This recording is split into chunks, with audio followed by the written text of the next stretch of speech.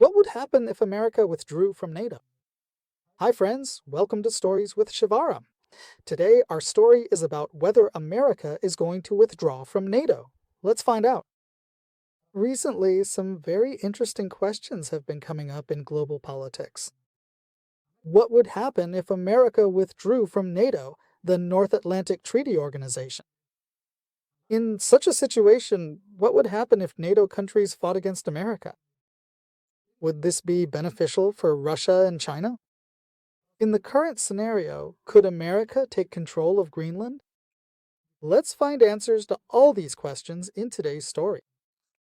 Alright, let's see now. Let's see what would happen if America withdrew from NATO. NATO is a military alliance formed in 1949. Its members include America, Canada, and European countries. The main principle of this alliance is that if any member country is attacked, all the member countries come together to provide defense. If America were to withdraw from NATO, European countries would face huge challenges. First, America is like the backbone of NATO's military strength. Nearly 70% of NATO's defense budget comes from U.S. military spending.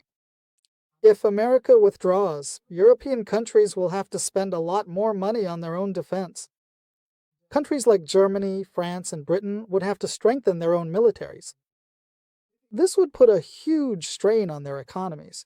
Countries like Poland and the Baltic states, that is, Estonia, Latvia, and Lithuania, which border Russia, would live in fear. They have relied on American protection against Russian aggression.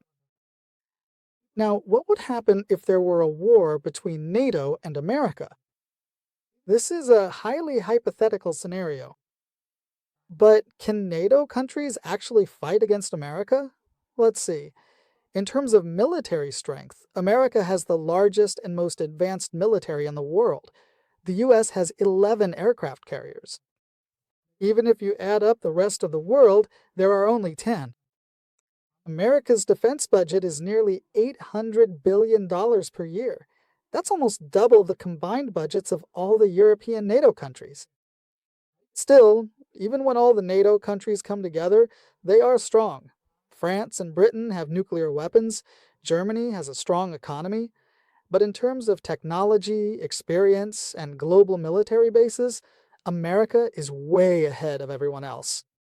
If a war actually breaks out, both sides will suffer heavy losses, but in terms of military strength, America has the advantage. However, this wouldn't just be a military war. It would turn into an economic, political, and social disaster.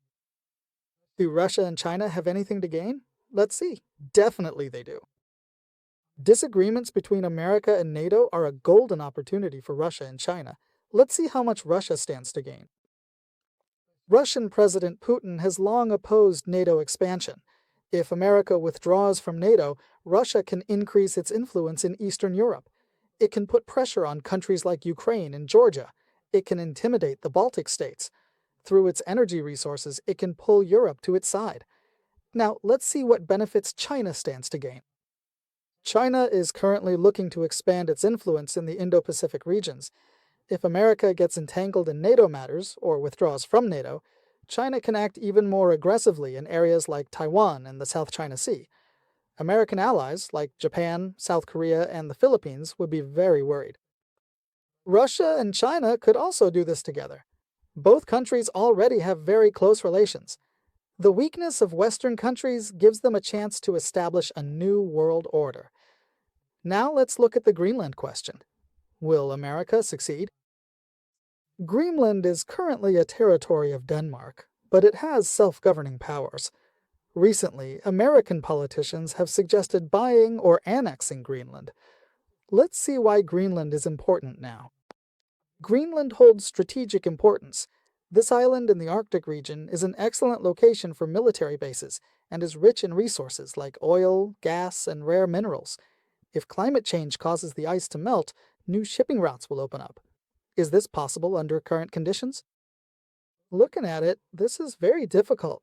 To forcibly take Greenland, the United States would have to attack Denmark, a NATO member country.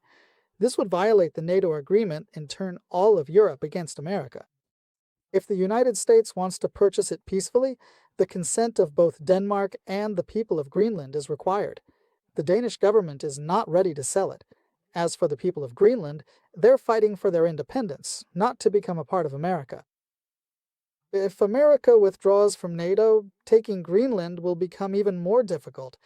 European countries will unite in opposition. Russia and China might also intervene. Now, let's look at the economic impacts. If America leaves NATO, it will shake the global economic system. Trade between America and Europe amounts to trillions of dollars each year. If these relations are damaged, both sides could face an economic recession. The value of the dollar might drop, the stock market could crash, and people could lose their jobs. Global development would come to a halt. Now, let's look at the political consequences. The international order established after World War II would be completely transformed. The era of a world led by America would come to an end. A new world with multiple centers of power would emerge. Smaller countries would become fearful. They would get caught in the grip of larger nations. International laws would become weaker. Might would become justice. Now, withdrawing from NATO and waging war against NATO countries would be extremely dangerous situations. These are topics that should only be discussed theoretically. In practice, they would bring disaster to the world. Russia and China would definitely benefit from these divisions. They will try to expand their regional influence and reshape the world order in their favor. In the case of Greenland, it is very difficult for America to succeed under the current circumstances. Denmark being a NATO member, international laws, and the opinions of the local people, all these obstacles ultimately are not just good for America and Europe as allies, but for the whole world. It is necessary for this partnership to continue for the sake of peace, democracy, and development. Disputes are not good for anyone, not for America, Europe, or any other country in the world. This is France Today's story. If you like this story, please like and share it. Also, don't forget to subscribe to our channel. Information.